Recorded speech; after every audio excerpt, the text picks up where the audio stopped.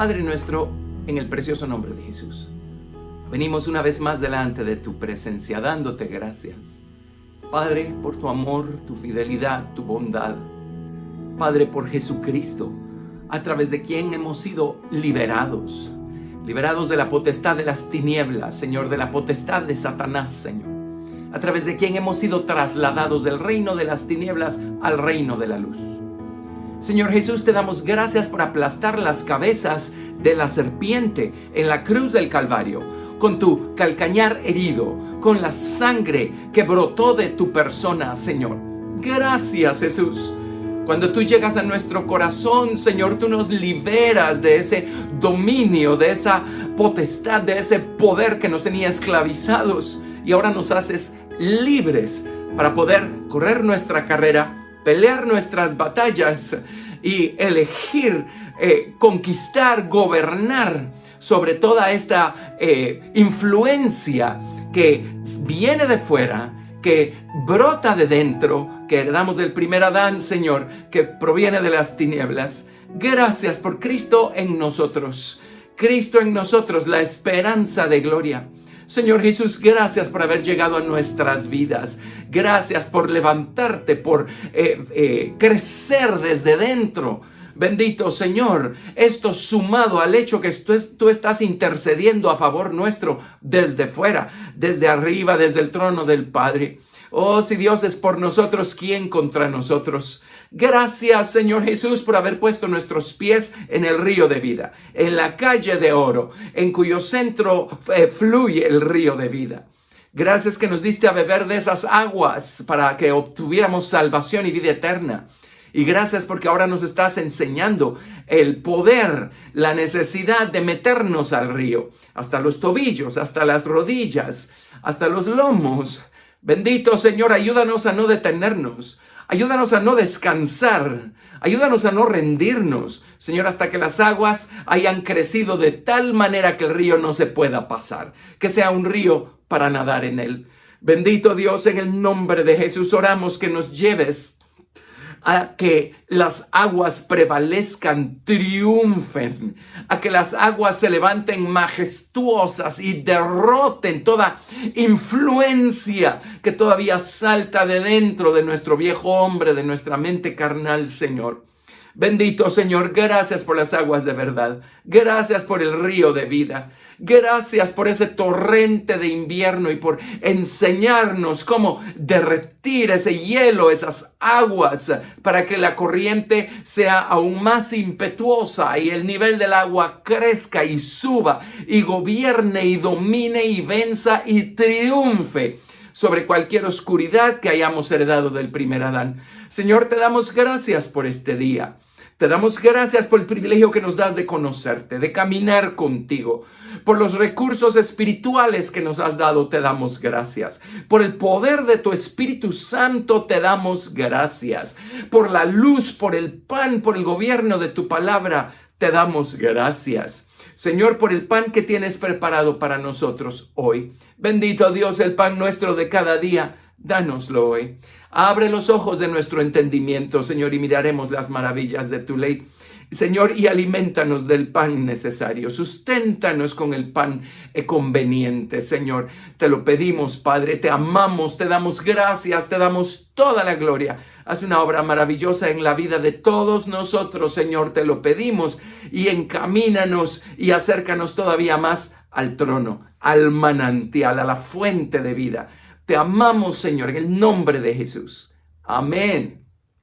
Gracias a Dios por un nuevo día, un día más en el que podemos adorar al Señor, buscarlo en oración y sentarnos a su mesa y comer del exquisito pan de verdad que Él nos sirve tan abundantemente sobre su mesa.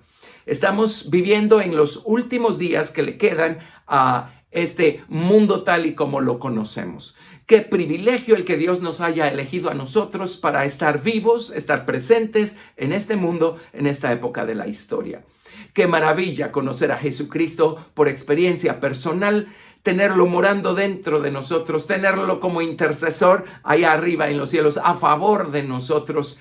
Qué maravilla tener al Espíritu Santo, tener las Escrituras, tenerlas abiertas. Gracias a Dios.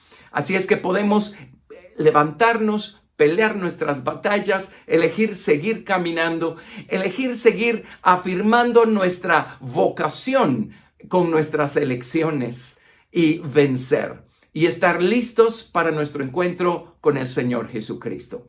Estamos estudiando un tema muy importante. Hemos estado estudiando acerca del río de vida que se menciona en el libro del profeta Ezequiel en el capítulo 47. Y hemos visto cómo después de beber de las aguas del río para obtener salvación, debemos meternos al río, debemos meternos hasta los tobillos para que la verdad afecte positivamente, convierta nuestra conducta, nuestra manera de proceder, nuestra manera de caminar. Debemos seguir metiéndonos en las aguas del río hasta las rodillas, de tal manera que estemos dispuestos a doblarlas humildemente delante de Dios y a esperar en Él en oración y a llevarle a Él todas las cosas en oración. Luego debemos meternos en esas aguas hasta los lomos para que esta verdad nos ciña y nos mueva y nos dé la determinación, las disciplinas necesarias para poder obedecer a Dios con toda velocidad y presteza.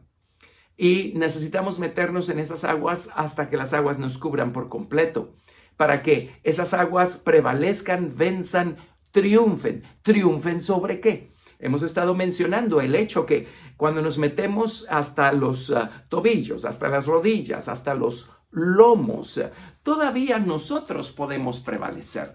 Todavía nosotros tenemos la autoridad para elegir seguir allí metidos en la corriente o salirnos del río. Todavía en nuestro orgullo, en nuestra voluntad, está ese poder para poder decidir hasta dónde nos queremos meter, cuánto queremos meternos, cuánto queremos comprometernos con Dios, qué queremos hacer, qué no queremos hacer. Si somos honestos a esas alturas, todavía hacemos muchas cosas movidos por nuestros propios deseos, buscando nuestro propio deleite, buscando hacer nuestra propia voluntad.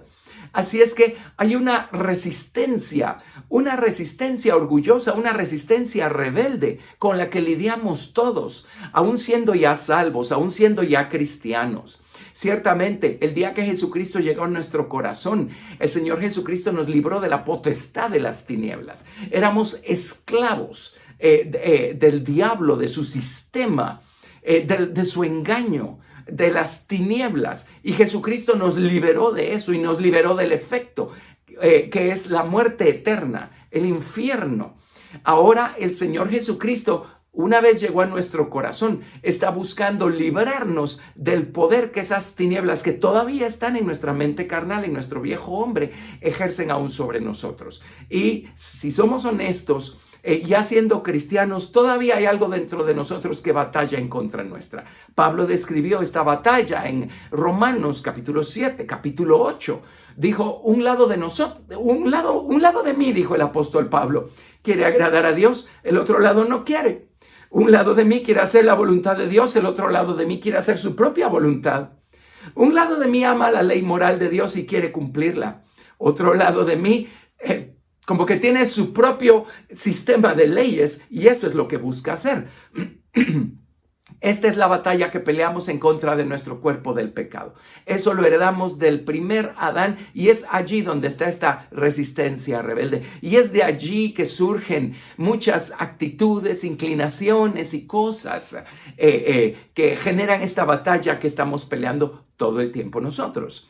Ahora, cuando nos metemos al río, poco a poco la verdad va prevaleciendo sobre nuestras propias opiniones carnales, nuestros propios deseos carnales, nuestra propia voluntad carnal. Poco a poco la verdad va prevaleciendo, la verdad va tomando el control, la verdad va triunfando. Hemos estado estudiando sobre qué va triunfando la verdad. Hemos estudiado algo acerca de la naturaleza del enemigo de nuestras almas, el diablo. A él se le conoce como Satanás, diablo, serpiente y dragón. En el libro de Apocalipsis capítulo 12, el dragón es descrito como teniendo 7 cabezas. En Apocalipsis capítulo 13 vemos a la persona del anticristo. El anticristo es una persona que está por levantarse. Pero el anticristo personifica la naturaleza caída del hombre en toda su magnitud, en toda su plenitud. Recordarán ustedes que en el libro del profeta Daniel, Dios le dio a Daniel un sueño y Daniel pudo ver la naturaleza de los imperios mundiales, revelada o personificada a través de figuras, a través de animales. Él vio como el imperio babilónico era personificado como un león. Allí encontramos nosotros esa naturaleza autoritaria que tenemos todos en nuestro viejo corazón. El león es el rey de la selva, el león es la cabeza de toda esta cadena alimenticia. No hay depredadores que lo persigan, él es el principal depredador. El león manda, el león establece su autoridad. El león dice, aquí se hace lo que yo digo, yo mando. Eso es lo que el león dice, y esto describió la naturaleza del imperio babilónico. Luego la naturaleza del imperio medo-persa fue descrita como un oso. El oso se inclinaba más hacia un lado que hacia el otro, porque pues los persas siempre fueron más poderosos, más fuertes que los medos. Pero el oso nos habla de esta fuerza que busca prevalecer, no con razonamientos, no, a la fuerza. Ejercer la fuerza necesaria, no importa qué rompamos, no importa qué echemos a perder, no importa qué arruinemos o a quién le arruinemos la vida. No importa el efecto que produzcamos, vamos a prevalecer por la fuerza. Vamos nosotros a hacer prevalecer nuestras ideas, nuestras opiniones, nuestra voluntad a la fuerza. Por eso el oso no es un animal muy inteligente, pero tiene mucha fuerza y así es como prevalece. Y eso nos habla pues del imperio absolutista, ¿verdad? Yo estoy absolutamente en lo cierto y voy a prevalecer, mis ideas van a prevalecer por la fuerza. Luego tenemos el imperio griego. El imperio griego fue representado por un leopardo que tenía 4 cabezas. Pues esto tiene que ver con lo que aconteció en la historia. Representaba a Alejandro Magno y a los 4 generales que básicamente heredaron lo que él dejó cuando él murió en una edad bastante joven. Pero el leopardo es un animal que se mueve muy rápido. El leopardo nos habla de la ambición, el reino de la ambición, moverse rápido para conquistar, para abarcar, la ambición que nos dice yo merezco más, yo quiero más, no estoy satisfecho con lo que tengo, no estoy agradecido con lo que tengo que tener más. El reino de la ambición. Y luego el imperio romano, allá en el libro de Daniel, fue personificado como una bestia espantosa y terrible. Una bestia que no tiene corazón, que no tiene sentimientos. Una bestia que prevalece destruyendo, acabando con lo que se ponga delante, que constituya un obstáculo para sus planes.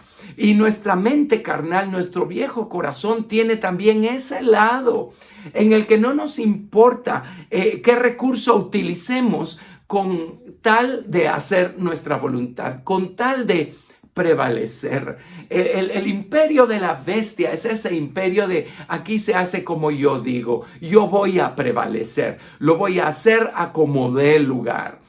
Ahora, cuando nos vamos a Apocalipsis capítulo 13, encontramos nosotros una descripción de la naturaleza del anticristo, de la persona del anticristo. En primer lugar le llaman la bestia y dice allí que su apariencia era apariencia semejante a la del leopardo, a la del oso y a la del león.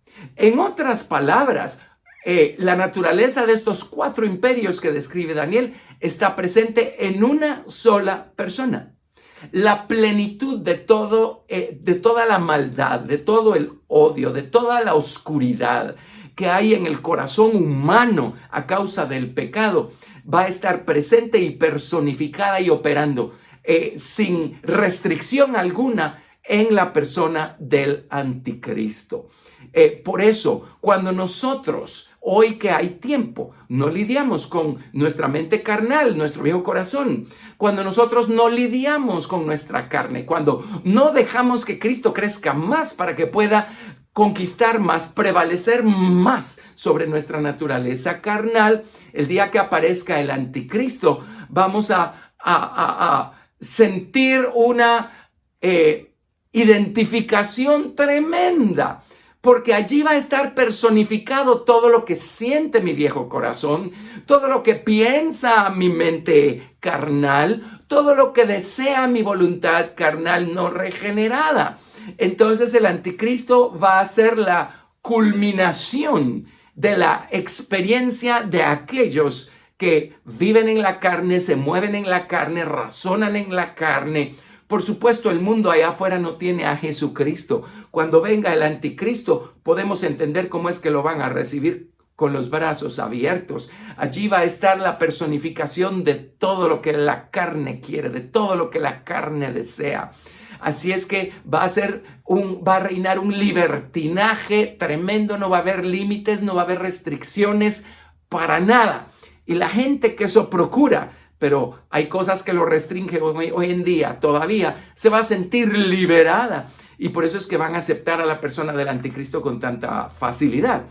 Pero los cristianos, bueno, tenemos en ese sentido dos categorías de cristianos. Los que van a estar venciendo cuando este momento llegue y van a ser arrebatados para Dios y para su trono, y aquellos que insistieron en vivir siendo movidos por su carne, por sus malas inclinaciones, aquellos que insistieron en vivir para satisfacer las pasiones de la carne, aquellos que eran sensuales, carnales, ellos van a estar también aquí. Y cuando sea el arrebatamiento, pues esa es la gente que no se va a ir en el arrebatamiento.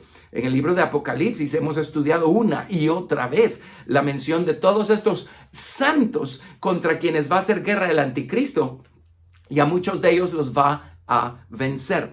Así es que mientras haya tiempo, como cristianos, como creyentes, tenemos que pelear nuestras batallas. Tenemos que mantener viva y estrecha nuestra relación con el Señor Jesucristo. Tenemos que mantener encendido el fuego del Espíritu Santo y tenemos que dejar que Cristo crezca, que la verdad crezca. Tenemos que estudiarla, conocerla, aprenderla, caminar en ella, practicarla. Tenemos que crecer espiritualmente para que Cristo en nosotros sojuzgue, domine sobre nuestra vieja naturaleza y sus ideas, sus pensamientos, sus inclinaciones. ¿Sí? Porque no somos perfectos, nos tropezamos y caemos. Una persona espiritual inmediatamente dice: soy culpable, me arrepiento. Perdóname, Señor Jesús. Y la sangre del Señor Jesucristo va a estar ahí para cubrir nuestros pecados, para limpiarnos de pecados. Nos levantamos y seguimos caminando. Poco a poco el Señor va conquistando más y más esta naturaleza dentro de nosotros. Les he mencionado que la serpiente, cuando logró colarse a la voluntad humana en el jardín del Edén, lo que sembró aquí adentro tiene su misma naturaleza. Su misma naturaleza. Así es que si el dragón tiene 7 cabezas, si el dragón tiene 7 cabezas, qué bueno que no son 8, ya tenemos suficientes problemas con 7. Si el dragón tiene 7 cabezas allá afuera, la serpiente lo que sembró en la voluntad humana es lo mismo. Nosotros tenemos estas 7 cosas que se levantan de dentro, viéndolas desde esta perspectiva. Hay diferentes maneras como podemos abordar esto. Pero viéndolo desde esta perspectiva, estas 7 cabezas operan desde dentro, desde el fondo de nuestra voluntad. Nosotros no estamos conscientes para elegir pensar mal o elegir razonar mal. Cuando sentimos, ya lo hicimos, sale solo, involuntario, o hay momentos en donde nos sentimos tan afligidos y no hay razón aparente para eso. O hay cosas que aceptamos como verdaderas con tanta facilidad y no que nos lo hayamos propuesto. Cuando venimos a darnos cuenta, decimos: ¿y cómo acepté aquello como verdadero si nunca fue verdadero? ¿Por qué? Porque fue tan fácil para mí aceptarlo como verdadero. Entonces, tenemos todavía estas cabezas que se levantan de dentro, que operan de dentro. Ya las hemos mencionado.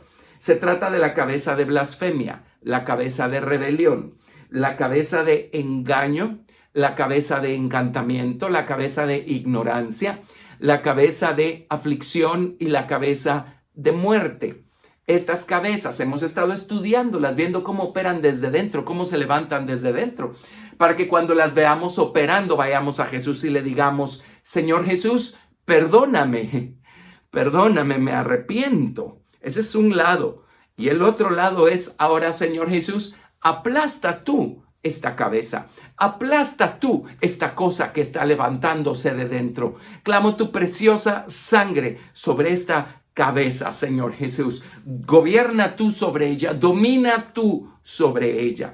Cuando las aguas hayan crecido lo suficiente, la verdad estará prevaleciendo sobre todas estas cabezas. No nos dejemos dominar por ellas. Muy bien. El día de hoy nos toca estudiar una muy interesante, muy importante, que es la cabeza de ignorancia. Esta es tremenda. La palabra ignorancia significa no saber o desconocer algo. Y hay dos maneras como podemos ser ignorantes. Una es porque no sabemos, no teníamos la información, no se nos había enseñado, no habíamos aprendido. Ese es un lado. Pero hay otro lado también, y es no querer saber. La ignorancia voluntaria, no querer saber. Y es allí donde vemos operando esta cabeza de ignorancia. La cabeza de ignorancia es esta cosa que hay dentro de nosotros que se resiste a querer saber. Y analicémoslo. Se resiste a querer saber. Yo puedo ver esto operando en ocasiones en mi vida, especialmente cuando yo era un nuevo creyente, pues no digamos cuando no era creyente. No querer saber. Estamos contentos, satisfechos, acomodados con lo que ya aprendimos. Y un día descubrimos que algo de lo que habíamos aprendido no lo habíamos aprendido de manera completa. Resulta que hay otra perspectiva, hay otra manera de verlo. Y si Cristo está ya fortalecido en nosotros, Cristo en nosotros sí quiere saber porque quiere crecer. Pero se levanta dentro de nosotros, este otro lado de nosotros dice, no quiero saber. ¿Por qué? ¿Por qué no quiero saber? Porque eso me va a obligar a desacomodarme. Eso me va a obligar a borrar esta información que ya había escrito yo en las tablas de mi mente, y a aceptar esta otra información. Y eso requiere esfuerzo, requiere trabajo. La pereza mental no me deja querer saber. No quiero saber. Esto se levanta en el corazón de muchos creyentes. Yo me acuerdo que cuando yo empecé a crecer en el conocimiento de Dios, cuando empecé a conocer cosas más profundas, cuando estudié el libro La preciosa gema en el tabernáculo, escrito por la reverenda B.R. Hicks, y empecé a entender, se me empezaron a abrir los ojos, empecé a ver la estatura de Cristo, tal y como Dios la dibujó en el tabernáculo mosaico del Antiguo Testamento. La cosa más emocionante del mundo es entenderlo uno, verlo uno, tener uno una experiencia con aquello. Pero la segunda cosa más emocionante del mundo es ir y compartirlo con alguien más. Así es que yo empecé a compartir estas maravillas con alguien más. Y cuando se me abrió el entendimiento, aprendí a estudiar la palabra de Dios. Entender el tabernáculo fue la llave que me abrió el resto de las escrituras. Porque pude entender, gracias a Dios y gracias a quienes me instruyeron también, pude entender que cada detalle, cada cosita que se menciona en la palabra de Dios es importante. Pues la Biblia lo dice, toda la escritura es inspirada por Dios y útil para nosotros hoy. Bueno, y Jesús dijo, ninguna jota y ninguna tilde de la ley pasarán hasta que todo se haya cumplido. La J allí hace referencia a la letra Yud, que es la letra más chiquita del alfabeto hebreo. La tilde son esos adornitos que le ponen a las letras hebreas cuando las escriben, ¿verdad? En letra de imprenta. Así es que ni siquiera una cosita, un adornito de una de las letras del alfabeto hebreo va a pasar sin que todo se haya cumplido. Ya allí el Señor nos está diciendo que todo es importante, aún los pequeños detalles. Y Jesús todavía insistió en esto diciendo algo tremendo. Dijo, cualquiera que ponga por obra uno de estos mandamientos más pequeños y así enseña a los hombres, muy grande va a ser llamado en el reino de los cielos.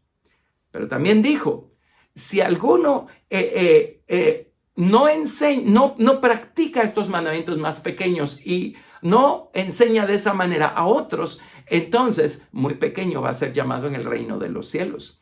Así es que mire qué cosa, no es como tratamos las cosas más grandes y aparentes que hay en la palabra de Dios, es como tratamos las cosas más pequeñas que hay en la palabra de Dios, lo que va a hacer la diferencia entre una persona eternamente grande o eternamente pequeña. Esto está en su Biblia, lo dijo el Señor Jesucristo. Entonces yo aprendí a ser muy cuidadoso con los detalles. Por ejemplo, si estudiamos estas figuras del Antiguo Testamento, vamos a encontrarnos con medidas. Vamos a encontrarnos con materiales, con colores, con formas.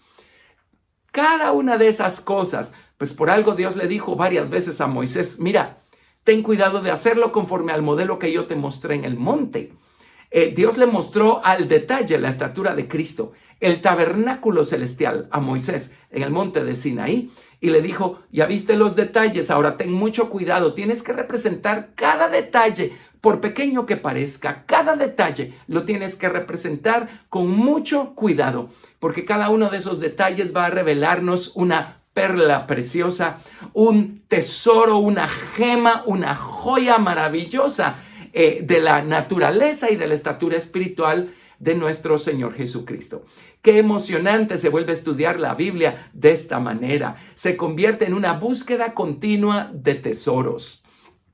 Se convierte en un proceso continuo de estar derritiendo el hielo de aquella verdad que Dios ocultó y que está lista para ser revelada a un corazón que arde de deseo y de amor por conocerla. Muy bien, así es que empecé a aprender a ser bendecido con todos estos detalles y empecé a compartirlos, por supuesto, a las personas que yo tenía cerca. Para sorpresa mía, me encontré con que habían personas que querían saber, estaban interesadas y aprendieron y tuvieron el mismo deleite cuando el Señor se los mostró. Pero me encontré con un buen número de personas que no querían saber. No querían saber. Se resistían a querer saber. Esto los hubiera obligado, como dije al principio, a desacomodarse. Los hubiera obligado a desechar algunas ideas que ya habían aceptado como correctas cuando realmente estaban incompletas. A lo mejor algunas estaban incorrectas. A lo mejor algunas eran especulaciones personales. Pero me encontré con mucha gente que no quería saber. Les digo por la razón que sea, una de ellas es pereza mental. Hay también personas con las que me encontré que no querían saber cuando yo empecé a entender cosas pues más altas, más profundas, que menciona la palabra de Dios, pues si está en la Biblia, merece que la examinemos, que la estudiemos para ser enriquecidos. Si está en la palabra de Dios, Dios lo puso allí con un propósito, para revelarnos a Cristo, para bendecirnos a nosotros, para enseñarnos el camino. Bueno, cosas más altas. ¿Para qué menciono ejemplos? Porque si no nos saldríamos de allí. Y recuerdo que yo se las mencionaba a otras personas. Y en ese caso no era que la pereza mental los traicionara. En ese caso era miedo a querer saber cosas más altas. ¿Cómo puede ser que podamos nosotros entender o que querramos pretender entender esas cosas de Dios? ¿Cómo puede ser que el hombre se atreva a querer entender eso que dice allí? Lo que dice allí es para que nadie lo entienda. Esa es más o menos la manera como razonaban estas personas. Nadie puede entender esas cosas, así es que tú, ¿quién eres para querer entenderlas o para pretender decir que ya las entendiste? Y me encontré con que otras personas tenían miedo de querer saber cosas más altas, cosas más profundas. Ahora, no es que se lo propusieran, salía automático. ¿De dónde sale esto? De la cabeza de ignorancia. Esa resistencia a querer saber. Esa cosa que se resiste a querer saber. La cabeza de ignorancia que opera dentro de nosotros. A esta cabeza de ignorancia le conviene no saber, porque mientras más sabemos, más la derrotamos. Y esta cabeza de ignorancia que se levanta de dentro, esta resistencia a querer saber la verdad o a querer saber más de la verdad, responde a la cabeza de ignorancia del dragón que viene desde afuera y nos dice, pues, ¿para qué quieres saber eso, verdad? Y esa trabaja junto con su cabeza de engaño, su cabeza de encantamiento, y al final, pues, terminamos alejadísimos de la verdad, o llamándole verdadero a lo falso y falso a lo verdadero. Así es que ven cómo existe, cómo se levanta, cómo opera esta cabeza de ignorancia de dentro de nosotros. Hay denominaciones enteras de cristianos que no quieren saber muchas cosas, no quieren saber acerca de la actualidad del mover del Espíritu Santo, cosa que para el resto de nosotros es tan básica. Y no digamos pues cosas más altas, más profundas. Hay denominaciones que no quieren saber acerca de la verdad del bautismo en agua, en el nombre del Señor Jesucristo, que es el nombre del Padre, del Hijo y del Espíritu Santo. Hay personas o grupos enteros que no quieren saber acerca de la intercesión del Espíritu, acerca de la oración como labor de parto, como trabajo de parto. Hay personas que no quieren saber los principios de verdad que Dios puso detrás, sustentando las historias, las parábolas, todo lo que leemos en la Biblia a nivel elemental. Hay gente que no quiere saber más allá de lo elemental. No quieren, por la razón que sean, pero la causa es esta cabeza de ignorancia. Esta cosa que opera en la mente carnal, en el viejo corazón, que hace que no quieran saber, que se resistan a querer saber. Todos nosotros hemos lidiado y a lo mejor nosotros actuamos igual cuando estábamos en esa misma posición, pero todos nosotros hemos lidiado con personas muy religiosas. Ahora, religioso no es sinónimo de espiritual. Religión no es sinónimo de verdad, de conocer la verdad.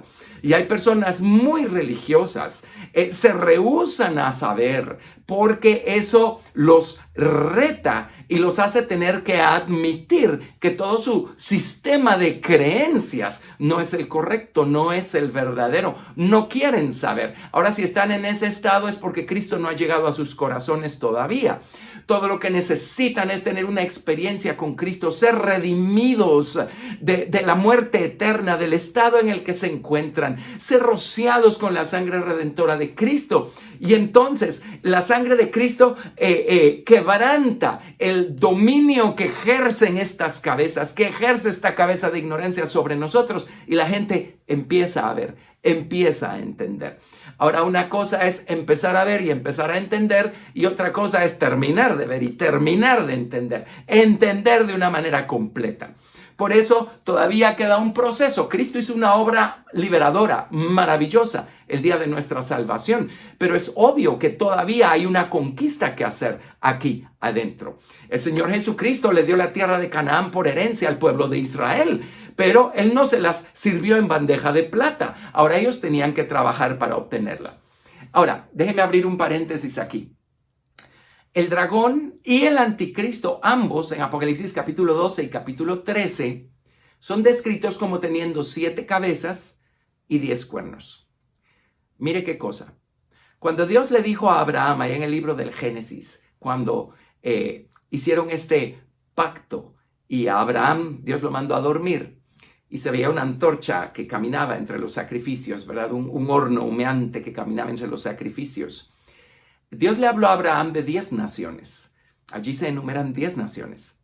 Bueno, varias generaciones después, cuando el pueblo de Israel entró a la tierra de Canaán, a partir de allí, estoy seguro que lo ha notado en su Biblia cuando estudia estas cosas, a partir de allí se habla de 7 naciones. Mire, 10 naciones, 7 naciones. El dragón y el anticristo tienen 7 cabezas y 10 cuernos. ¿Sabe qué es esa conquista de la tierra de Canaán? Es la conquista del dragón con sus 7 cabezas y sus 10 cuernos. Los 10 cuernos son una extensión de las 7 cabezas. Y hay cabezas que tienen 2 cuernos, obviamente, para que den las matemáticas. Así es que de esas 10 naciones originales, obviamente deben haber caído algunas, deben haber sido conquistadas unas por otras. Y cuando llegó el momento de conquistar la tierra, ya solo encontramos la mención de 7 naciones. ¿Pero por qué 7 naciones? Porque corresponden a estas 7 cabezas. Ve qué maravillosa es la palabra de Dios y cuán verdadero es todo esto que estamos viendo que Dios nos está abriendo. Así es que si la tierra de Canaán tuvo que ser conquistada nación por nación, poco a poco. Igualmente nosotros vamos en el nombre de Jesús y con su ayuda, conquistando, sojuzgando, gobernando sobre estas 7 cabezas poco a poco. Muy bien. Estas son las cosas que mucha gente no quiere saber, se resiste a saber. Así es que esta cabeza de ignorancia es una cabeza tremenda. Todas las cabezas son igual de fuertes y tremendas, pero esta cabeza de ignorancia es particularmente tremenda porque nos cierra el corazón a querer recibir la verdad, hace que la gente se cierre a querer recibir la verdad, hace que la gente se resista a querer recibir la verdad. Bueno, hay tanto que decir con esto, pero déjeme decirle algo. Vámonos a Apocalipsis capítulo 14, verso 17. Hay 7 iglesias que se mencionan acá perdón, no es Apocalipsis 14, es Apocalipsis 4. En Apocalipsis capítulo 2, ni siquiera es capítulo 4, es capítulo 3. Es 3 verso 14, solo vi el número 14 y por eso empezó toda esta confusión. Muy bien. En el capítulo 2 y en el capítulo 3 de Apocalipsis se mencionan estas, ¿qué cree? 7 iglesias. Y podemos ver en operación estas 7 cabezas en cada una de estas iglesias. Hay iglesias en donde vemos en operación una de estas cabezas de manera enfática o 2 de estas cabezas operando juntas. El hecho es que obviamente de alguna manera ellos no crecieron lo que debieron haber crecido para que Cristo en ellos gobernara sobre estas cabezas. Al final estas cabezas terminaron gobernando a muchos en estas iglesias, pero siempre estaba el grupo de vencedores, ¿verdad? Al que venciere. ¿Al que venciere qué? El efecto de estas cabezas, el trabajo que hicieron estas cabezas. Hay 7 iglesias. Eran 7 iglesias literales que existieron en su momento. Estas 7 iglesias también representan cosas que nosotros debemos ir venciendo a medida que vamos creciendo en la estatura de Cristo. Estas 7 iglesias también encajan, coinciden perfectamente bien con los momentos más relevantes de la historia del desarrollo de la iglesia cristiana, desde sus inicios hasta ahora. La iglesia, en términos históricos, ha pasado por épocas bien marcadas, y hoy nos encontramos en la iglesia de la Odisea, o en lo que representa la iglesia de la Odisea. Es la última de las 7 iglesias, y déjeme decirle algo, ya estamos allí, y ya no hay otra iglesia más, ya estamos allí, ya estamos en el final. Y la cabeza de ignorancia es la que trabajó acá en la iglesia de la Odisea. Lo que significa que, por supuesto que vamos a ver todas estas 7 cabezas operando, las vemos operando allá afuera en el mundo, pero también las vemos operando en la vida de los creyentes y lastimosamente venciendo en el caso de los creyentes carnales, ¿verdad? Los creyentes que aman el mundo y las cosas que hay en el mundo y así se conducen. Pero la cabeza de ignorancia es la cabeza que está prevaleciendo acá en la iglesia de la Odisea. Sumada, por supuesto, a la cabeza, vamos a ver, es la cabeza de ignorancia sumada a la cabeza de rebelión. La cabeza de rebelión que me hace no querer hacer lo que debo, resistirme a hacer lo que debo. Pero veamos la cabeza de ignorancia. La cabeza de ignorancia en Apocalipsis capítulo 3. Verso 14, dice, Apocalipsis 3:14, y escribe al ángel de la iglesia en la Odisea, he aquí el amén, el testigo fiel y verdadero, el principio de la creación de Dios dice esto, yo conozco tus obras, que ni eres frío ni caliente, ojalá fueses frío o caliente. Ahí tenemos la cabeza de rebelión, ¿verdad? No es ni frío ni caliente, es tibio, no se mueve ni para un lado ni para el otro. Ni sube a los montes ni desciende a los valles. Muy bien, verso 16. Pero por cuanto eres tibio y no frío ni caliente, te vomitaré de mi boca. Porque tú dices, yo soy rico y me he enriquecido y de ninguna cosa tengo necesidad. Y no sabes, no quieres saber, te resistes a querer saber. No sabes que tú eres un desventurado, miserable, pobre, ciego y desnudo. La iglesia de la Odisea era un caso crónico de orgullo espiritual. Hay muchas lecciones que podemos obtener de acá. Pero tenía un caso crónico de orgullo espiritual. Yo soy rico, me he enriquecido y no tengo falta de ningún bien. En otras palabras, lo tengo todo, lo sé todo y no necesito saber más, no necesito tener más. Y el Señor le dice, mira cómo te está encegueciendo eso. Mira cómo te está encegueciendo eso, dice. Tú no sabes. Te crees muy rico, muy crecido, muy próspero, muy grandioso y no sabes. Como humano que eres, como mortal que eres, como persona finita que eres desventurado, miserable, pobre, ciego y desnudo. Ahora, estas no son insultos, ni mucho menos. Desventurado significa una persona que todavía tiene que soportar pruebas. Miserable significa una persona digna de compasión, que necesita de compasión. Pobre significa un mendigo. O sea, hay cosas que no vamos a obtener por más que tratemos. Las cosas espirituales, solo pidiéndolas a Dios y esperando en Él. Mendigo, pobre. Somos espiritualmente pobres. Ciego significa opacado o envuelto en humo. En otras palabras, algo no nos permite ver. Y desnudo significa descubierto, algo que necesita ser cubierto.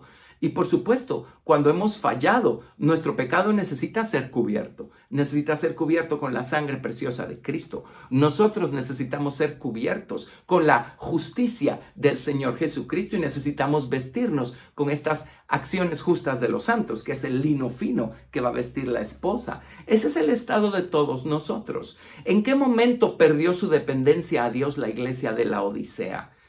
Cuando eligió ya no querer saber. Cuando se sintió muy cómoda con su posición, con lo que sabía, pero eligió no querer saber más. Así es que nunca quiso saber la realidad de la naturaleza humana, porque esto le obligaría a humillarse delante de Dios y a esperar en Dios, a depender de Dios y a saber que la verdadera riqueza espiritual viene únicamente de Dios. Y sin Dios somos pobres, estamos perdidos. Por eso el Señor le aconsejó que comprara oro refinado en fuego. ¿Sabes qué? ¿Qué te falta? Es la verdad, el conocimiento, pero has elegido no querer saber. No sabes. La palabra de Dios te va a enseñar quién es Jesús y quién eres tú. Y entonces vas a clamar a Jesús para que te conforme a imagen suya. Y entonces vas a ser verdaderamente rico. Pero la iglesia de la Odisea eligió no querer saber. No querer saber. Tremendo, ¿verdad? Y esto es algo que prevalece el día de hoy, no porque yo lo diga, aunque es muy obvio y muy aparente, pero es el mensaje que vemos aquí a la última de las 7 iglesias que se mencionan en el libro de Apocalipsis. No querer saber. Tremendo, ¿no? La cabeza de ignorancia es tremenda, es fuertísima. Esta cabeza de ignorancia está conectada con ese velo que la serpiente puso en la mente, en los ojos espirituales, en el corazón del hombre, allá desde el jardín del Edén. Ese velo que nos hace no saber y no querer saber. Veamos este velo en Isaías 25. Isaías capítulo 25. Isaías 25, del verso 7 al 9. Y miren lo que Jesucristo hace en la vida del creyente y va a hacer en toda la humanidad cuando Él venga a reinar, cuando Él se manifieste y establezca su reino. Isaías 25, verso 7 dice, y destruirá en este monte la cubierta con que están cubiertos todos los pueblos y el velo que envuelve a todas las naciones.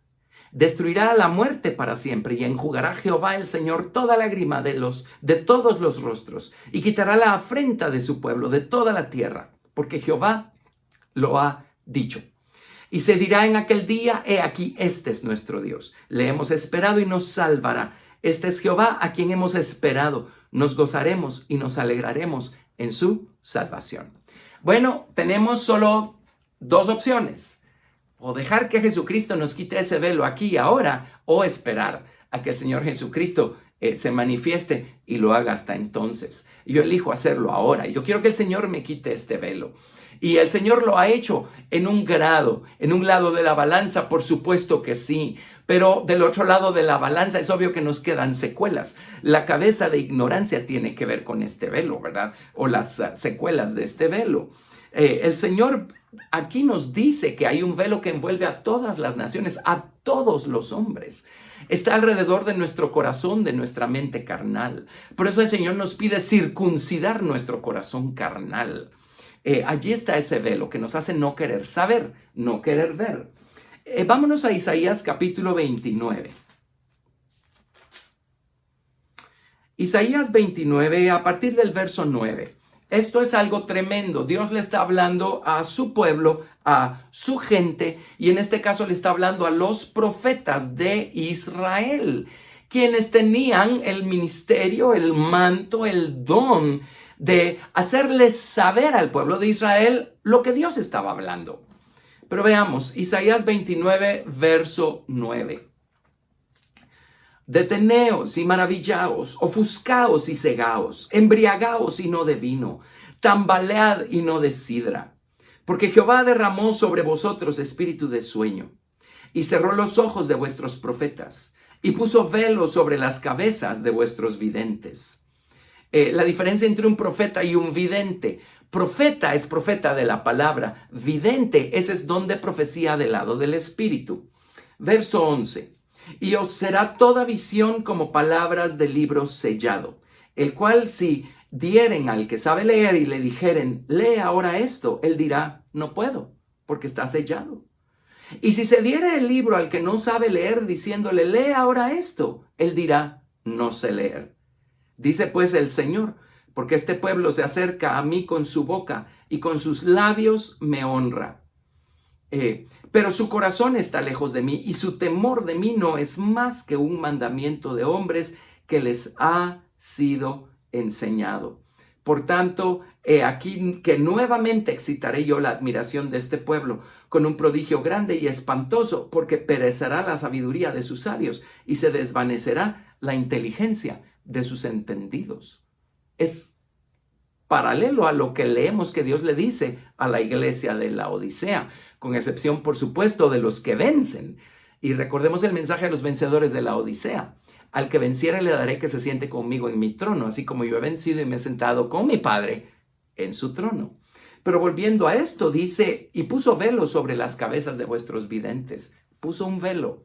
Ahora, Dios no tuvo que crear un velo nuevo.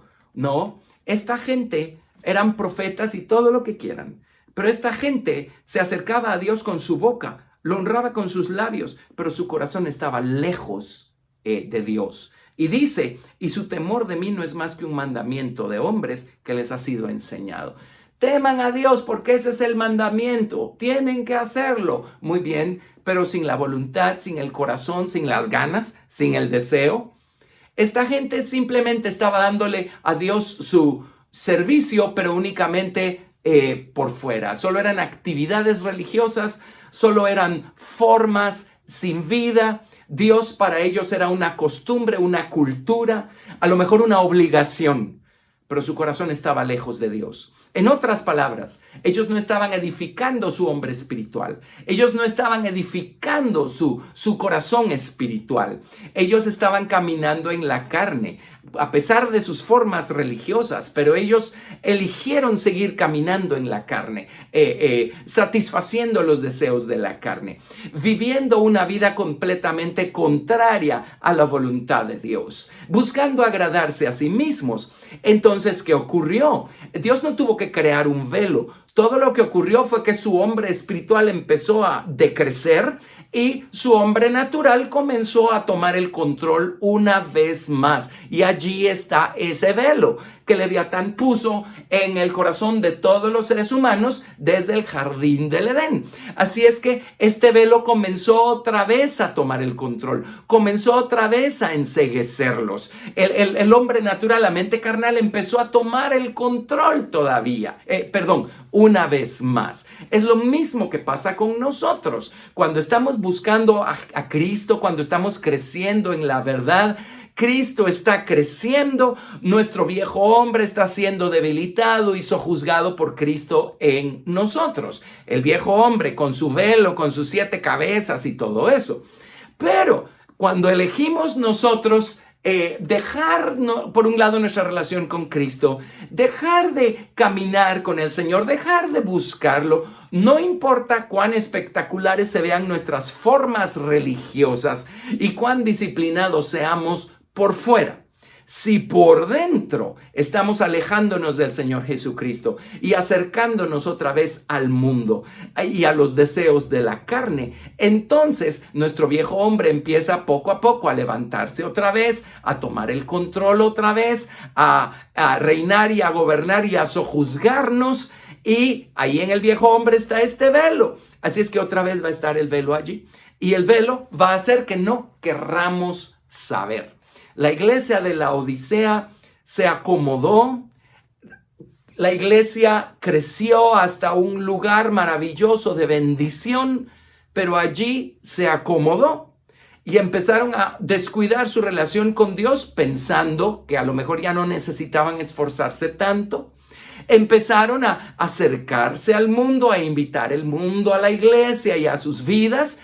Entonces, ¿qué ocurre? Poco a poco vuelve a tomar control el hombre carnal, la mente carnal, con su velo. Y entonces la iglesia de la Odisea no sabía, no quiso saber acerca de su verdadero estado que los obliga a depender de Dios. Ellos pensaron que estaban tan crecidos que a esas alturas ya no tenían que depender de Dios igual. Mire qué error. Y esto es algo en lo que podemos caer nosotros como creyentes si nos acomodamos al final del camino. No hay etapa del camino en la que podamos darnos el lujo de acomodarnos. Una vez nos acomodamos, el viejo hombre retoma el control y ahí va a estar el velo y ahí van a estar esas 7 cabezas gobernando sobre nosotros. Vámonos a 2 de Corintios capítulo 3. 2 de Corintios capítulo 3. Y vamos a leer a partir del verso 12. 2 de Corintios 3, 12.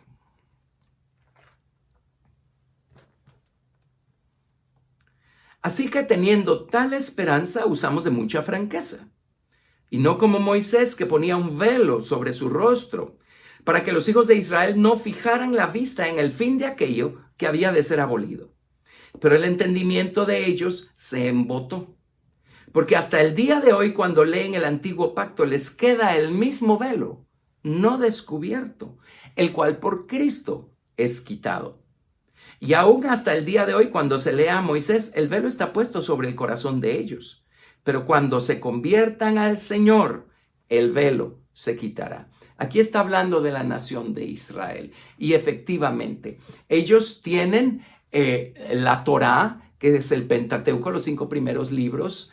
Ellos tienen los Neviim, que son los profetas, 4 profetas mayores, 12 profetas menores y sus escritos, y ellos tienen los libros poéticos o los salmos o los libros históricos que se llaman los Ktuvim. Así es que ellos tienen toda la base, todo el fundamento de la verdad. Toda la verdad está fundada en lo que Dios reveló en la antigüedad a través del Antiguo Testamento. Y esta verdad quedó revelada y explicada a la luz de Cristo en el Nuevo Testamento. Pero ellos tienen todo el fundamento.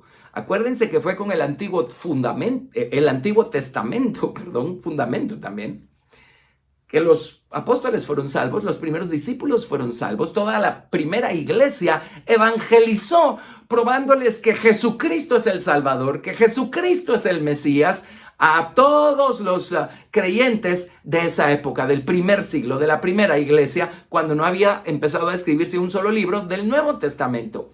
Pero, ¿por qué unos sí pudieron ver a Cristo en el Antiguo Testamento y queda un gran grueso dentro del pueblo judío que no pueden ver a Jesucristo como la persona del Mesías, como el cumplimiento de todo aquello que se profetiza en el Antiguo Testamento? Es a causa de este velo.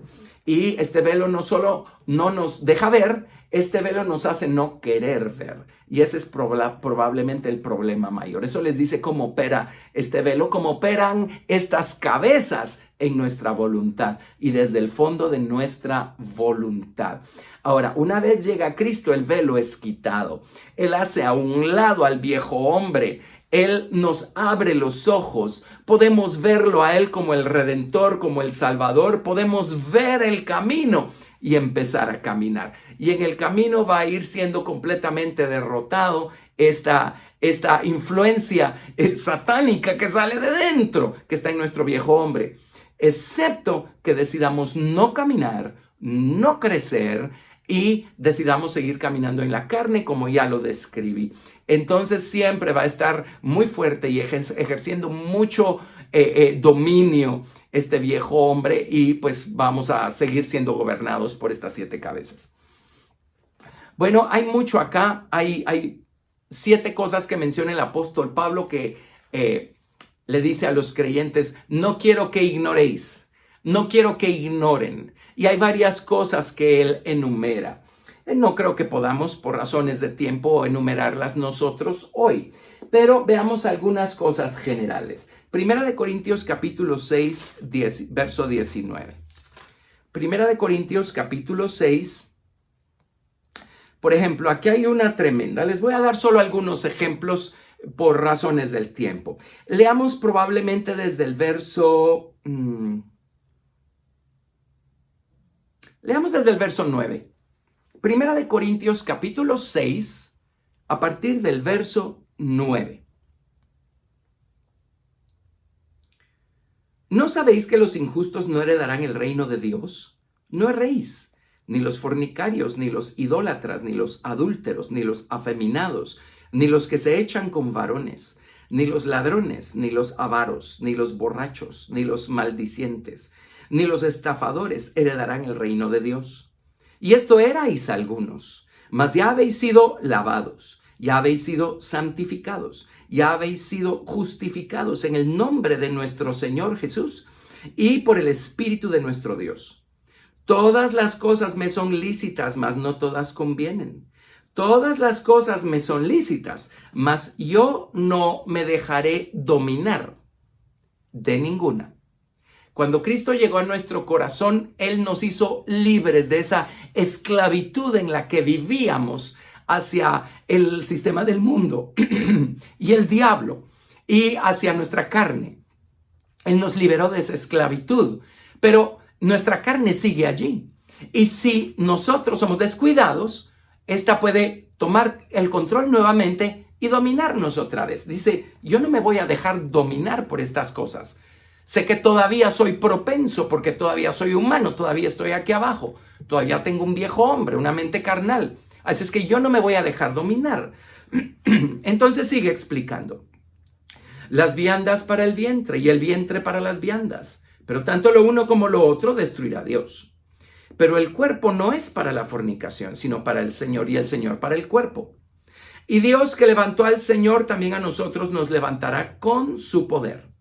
¿No sabéis que vuestros cuerpos son miembros de Cristo?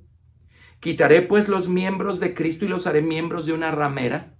De ningún modo. ¿O no sabéis que el que se une con una ramera es un cuerpo con ella? Porque dice, los dos serán una sola carne. Pero el que se une al Señor, un espíritu, es con él. Huid de la fornicación. Cualquier otro pecado que el hombre cometa está fuera del cuerpo, mas el que fornica contra su propio cuerpo peca. ¿O ignoráis que vuestro cuerpo es templo del Espíritu Santo, el cual está en vosotros, el cual tenéis de Dios y que no sois vuestros? Porque habéis sido comprados por precio. Glorificad pues a Dios en vuestro cuerpo y en vuestro espíritu, los cuales son de Dios. Tremendo. Ahora, hay 2 lados a la ignorancia, como dije al principio. No saber porque no tenemos la información, no hemos sido instruidos, o no querer saber. Y aquí podemos percibir en Pablo el que está abordando esto de este lado. No quieren saber, ¿verdad? Prefieren no saber, insisten en no saber. porque quieren seguir fornicando, quieren seguir viviendo en la carne y no quieren saber que sus cuerpos fueron comprados por precio y sus cuerpos ya no les pertenecen a ustedes. Sus cuerpos le pertenecen al Señor Jesucristo. Cristo mora en ustedes. El Espíritu Santo mora en ustedes. Eso ha convertido sus cuerpos en templos de Dios. Pero dice, como que ustedes no quieren saber, ¿verdad? Porque insisten en dejarse dominar por las pasiones de su carne.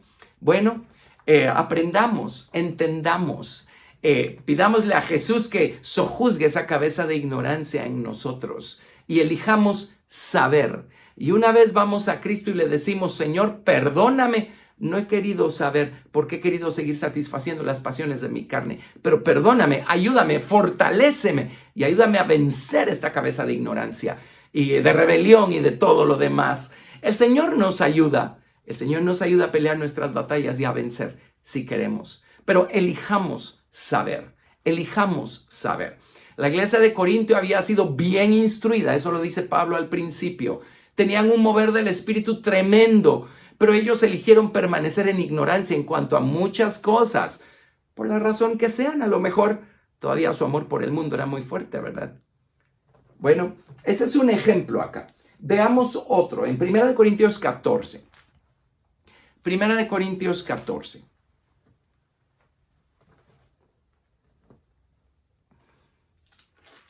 Vamos a leer acá a partir del verso 34. Primera de Corintios 14, 34.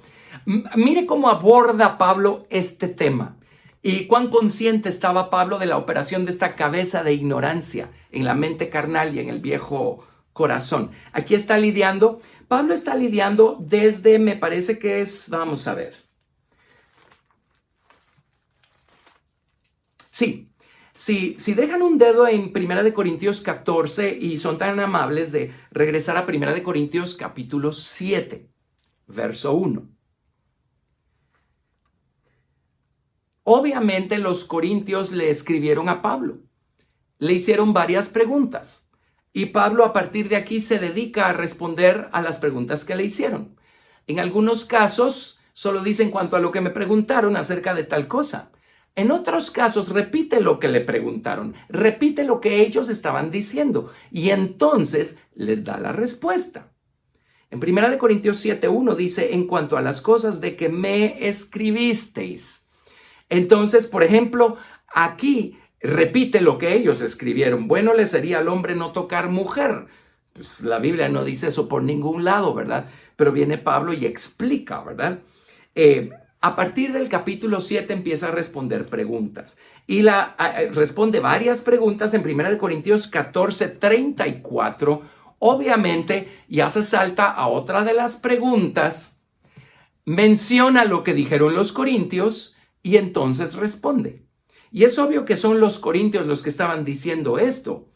1 Corintios 14, verso 34. Vuestras mujeres callen en las congregaciones, porque no les es permitido hablar, sino que estar sujetas, como también la ley lo dice. Ahora, aquí debemos detenernos y la pregunta es, ¿cuál ley? ¿Cuál ley lo dice? Obviamente son ellos los que estaban diciendo esto y Pablo está repitiendo lo que ellos dijeron. En un momento Pablo va a darles la respuesta. Y ellos, los corintios, son los que siguen diciendo, y si quieren aprender algo, pregunten en casa a sus maridos, porque es indecoroso que una mujer hable en la congregación. Mire, la palabra indecoroso significa escandaloso, deshonroso, vergonzoso. Es escandaloso que una mujer hable en la congregación. Y un verso antes dice, como lo dice la ley. Y uno se pregunta, ¿verdad? ¿A qué ley se estarán refiriendo? ¿Qué ley están citando? Es obvio que los corintios estaban diciendo esto. Eso era parte de la pregunta o del comentario que le hicieron a Pablo, tratando de obtener de Pablo una explicación o una respuesta. Ahora detengámonos aquí y analicémoslo. Dice que es escandaloso y vergonzoso que una mujer hable en la congregación. Mire qué raro. Cuando el Señor Jesucristo le dio la gran comisión a sus discípulos, si usted se recuerda, ahí había mujeres presentes. ¿Y qué les dijo? Id por todo el mundo y predicad el evangelio a toda criatura. No se lo dijo solo a los hombres, se lo dijo a las mujeres también. En otro evangelio dice, id y haced discípulos. Eso no se lo dijo solo a los hombres, se lo dijo a las mujeres también. Luego, cuando les dijo que esperaran en el aposento alto, la promesa del Padre, les dijo, dentro de no mucho, van ustedes a recibir la promesa de lo alto, van a ser investidos de poder de lo alto, dice, y me seréis testigos en Jerusalén, en Judea, en Samaria y hasta lo último de la tierra. Ahora, ¿cómo vamos a testificar de Cristo si no podemos hablar de Cristo? Y se lo dijo a los hombres y a las mujeres, las 120 personas que estaban presentes en el aposento alto. Entonces, ¿cómo es que el Señor los comisiona en un lado de la balanza y después les prohíbe hablar a las mujeres en el otro lado de la balanza? Usted se recordará que cuando Jesús resucitó, las únicas personas que estaban allí en la tumba eran las mujeres. Y el Señor comisionó a las mujeres, Él comisionó a María Magdalena a ir y a decirle a sus hermanos, a los discípulos, que Jesucristo había resucitado. Así es que ¿quién le está predicando a quién? ¿Quién le está hablando a quiénes? María Magdalena, una mujer, le está hablando a los otros 11 apóstoles. Así es que qué extraño que ahora en Primera de Corintios venga de Dios esto de que para las mujeres es vergonzoso y escandaloso abrir la boca en la congregación. No hace sentido. Por eso hay tanta controversia con estas cosas y tan pocas buenas explicaciones. Ahora, en el verso 36, Pablo les da la respuesta. Y en la Biblia 1960, que es la que manejamos acá, dice, ¿acaso ha salido de vosotros la palabra de Dios o solo a vosotros ha llegado? Pero en la versión 1909 de la Reina Valera y en la Biblia King James dice así, ¿qué?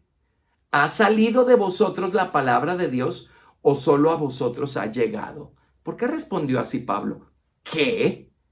¿Qué están diciendo? ¿Qué estoy oyendo? Como que ustedes tienen una Biblia que solo ustedes tienen y nadie más la tiene. Porque ustedes están, se supone, citando cosas, quién sabe de dónde, porque mi Biblia no dice eso.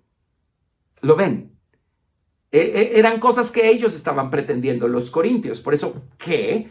¿Ha salido de vosotros la palabra de Dios o solo a vosotros ha llegado? Si alguno se cree profeta o espiritual, reconozca que lo que os escribo son mandamientos del Señor. Mas el que ignora, ignore. En otras palabras dice, hay dos maneras o dos razones por las cuales podemos ignorar algo. O porque no tenemos el conocimiento y la información, eso se compone aprendiendo. O porque nos resistimos a querer saber. Y los corintios tenían unas particularidades muy interesantes. Y Pablo debe haber discernido que ellos eran del bando de la gente que se resistía a querer saber. Entonces les dice, miren, si quieren seguir ignorando, ese es problema de ustedes. Pero aquí les estoy presentando yo la verdad. O sea, no se pongan a decir que la Biblia dice cosas que la Biblia no dice. Y Pablo todo esto lo está diciendo en el contexto de cómo manejar los dones del Espíritu Santo, incluyendo el don de profecía, la palabra de ciencia, la palabra de sabiduría. Y viene en el verso 39 y dice, así que hermanos, procurad profetizar y no impidáis el hablar en lenguas. Ahora eso es hablar. Profetizar es hablar. Hablar en lenguas es hablar. Vienen los corintios y dicen, es escandaloso que una mujer hable en la congregación. Y ahora viene Pablo y dice, los hombres y las mujeres procuren profetizar, procuren hablar en lenguas. Y hablar en lenguas no es solo orarle al Señor en lenguas, es dar un mensaje en lenguas que va a ser interpretado por alguien más. Así es que Pablo está diciendo, hablen en las congregaciones. Son los corintios los que preferían ignorar.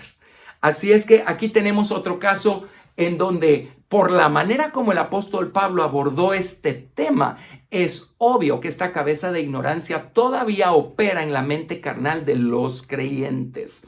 Como creyentes podemos todavía querer elegir no saber. O siempre va a estar esta resistencia en nosotros a querer saber cuando esto no sea conveniente o cuando ya nos hayamos casado con un sinfín de doctrinas favoritas que no queremos hacer a un lado, a pesar que no sean verdaderas. Amén. Así es que esta es tremenda. Mire 2 Corintios 2:11. Solo unos cuantos ejemplos, porque este tema es grande, es muy bonito, es emocionante, es necesario, es útil. 2 Corintios 2:11. Los corintios eran un caso y tenían un caso de perversión allí metido dentro de la iglesia muy tremendo. Era el caso de un muchacho que se había relacionado con la esposa de su papá. Y eso es un grado de perversión. Y Pablo abordó esa situación. Y vamos a ver. Versículo 5. 2 Corintios capítulo 2, verso 5. Dice, pero si alguno me ha causado tristeza, no me la ha causado a mí solo, sino en cierto modo, por no exagerar, a todos vosotros. Le basta a tal persona esta reprensión hecha por muchos. Así que al contrario, vosotros más bien debéis perdonarle y consolarle, para que no sea consumido de demasiada tristeza, por lo cual os ruego que confirméis el amor para con él. Porque también para este fin os escribí, para tener la prueba de si vosotros sois obedientes en todo. Y al que vosotros perdonáis, yo también, porque también yo lo he perdonado. Si algo he perdonado por vosotros, lo he hecho en presencia de Cristo, para que Satanás no gane ventaja alguna sobre nosotros, pues no ignoramos sus maquinaciones. Esta es otra cosa que no debemos ignorar o querer no saber, las maquinaciones del diablo, los trucos del diablo. Y en este caso estaba hablando de alguien a quien tuvieron que reprender con justa razón, pero luego dice, bueno, ya estuvo, ya lo reprendimos, ahora perdonémoslo, porque no ignoramos las maquinaciones del diablo. En una situación así, la persona que fue reprendida, si no deja a un lado eso y se levanta y sigue caminando después de haberse arrepentido y humillado, esta persona va a abrirle puertas al enemigo a causa de su enojo o a causa de su tristeza y va a terminar en un estado deplorable si no lidia con eso a tiempo. El diablo va a aprovecharse del enojo, va a aprovecharse de la tristeza. Cuando nosotros estamos enojados por algo, si no lidiamos con ese enojo, después algo que empezó siendo de este tamaño termina siendo una cosa gigantesca. Y estos árboles de amargura dan mucho mal fruto y contaminamos a otras personas, No ignoremos las maquinaciones del diablo. Y luego, igual, si uno no elige perdonar a la otra persona, si uno guarda ese resentimiento, si uno elige retener esa ofensa, uno también se expone a que el diablo, el dragón, venga a extrapolar las cosas y luego la situación se convierta en algo que no era al principio y se vuelva más complicada. No debemos ignorar, pero esta cabeza de ignorancia está ahí adentro, en nuestra mente carnal, en nuestro viejo corazón, haciéndonos querer no saber por las razones que sean. Necesitamos gobernar esa cabeza, sojuzgar en el nombre de Jesús esa cabeza de ignorancia. Si queremos saber la verdad, necesitamos saber la verdad. Bebamos de las aguas del río de verdad. Metámonos en el río de verdad hasta que las aguas nos cubran hasta la cabeza. Y ya no tendremos ningún problema con esa cabeza de ignorancia. Pero esta cabeza de ignorancia es tremenda, es muy fuerte. Así es que vayamos al Señor.